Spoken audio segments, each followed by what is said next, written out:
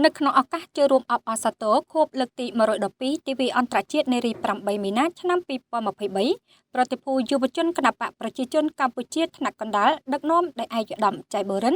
ឯកឧត្តមកៅពិសិដ្ឋសមាជិកគណៈកម្មាធិការកណ្ដាលគណបកប្រជាជនកម្ពុជាប្រធានអនុប្រធានផ្នែកឃោសនាអប់រំនៃយុវជនគណបកថ្នាក់កណ្ដាលតំណាងឯកឧត្តមបណ្ឌិតហ៊ុនម៉ាណែតសមាជិកគណៈអចិន្ត្រៃយ៍នៃគណៈកម្មាធិការកណ្ដាលគណបកប្រជាជនកម្ពុជាប្រធានយុវជនគណបកថ្នាក់កណ្ដាលនៅថ្ងៃទី6ខែមីនាឆ្នាំ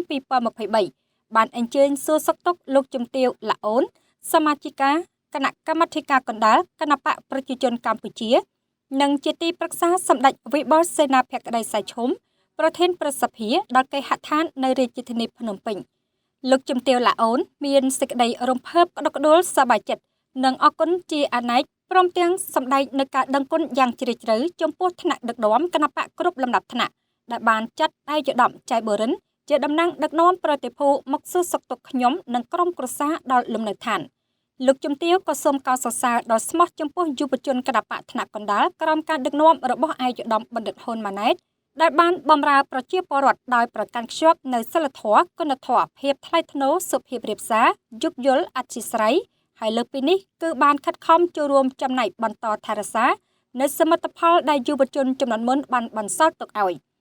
ឯកឧត្តមប្រធានប្រតិភូបានសម្ដែងការកោតសរសើរនៅចំណេះដឹងទេពកោសល្យបទពិសោធន៍ការងារយ៉ាងច្រើនឥតគណនារបស់លោកជំទាវ ឡាអូន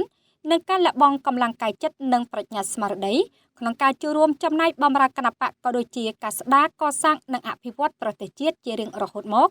ដូចជាធ្លាប់បានបម្រើការងារនៅខេត្តរតនគិរីជាប្រធានមន្ត្រីអប់រំប្រធានមន្ត្រីកិច្ចការនារីប្រធានគណៈកម្មាធិការប្រជាជនខេត្តលេខាគណៈកម្មាធិការបកខេត្តរតនគិរីសមាជិការដ្ឋសភាទីប្រឹក្សាប្រធានរដ្ឋសភាអនុប្រធានគណៈស្រាវជ្រាវប្រវត្តិសាស្ត្របកជាសមាជិកានិងជាអនុប្រធានគណៈកម្មាធិការទី2នៃប្រសិទ្ធិចំនួន3អាណត្តិបច្ចុប្បន្នជាទីប្រឹក្សាសម្ដេចវិបុលសេនាភក្តីសៃឈុំប្រធានប្រសិទ្ធិ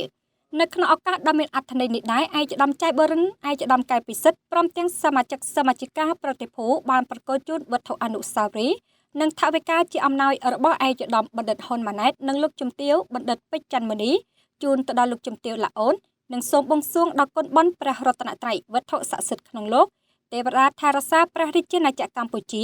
សូមតាមជួយបីបាច់ថែរក្សាលោកជំទាវចាក់ផុតពីជំងឺដង្កាត់នានាមានសុខភាពល្អកម្លាំងមាំមួននិងមានជំនាញយុយឺនយូរ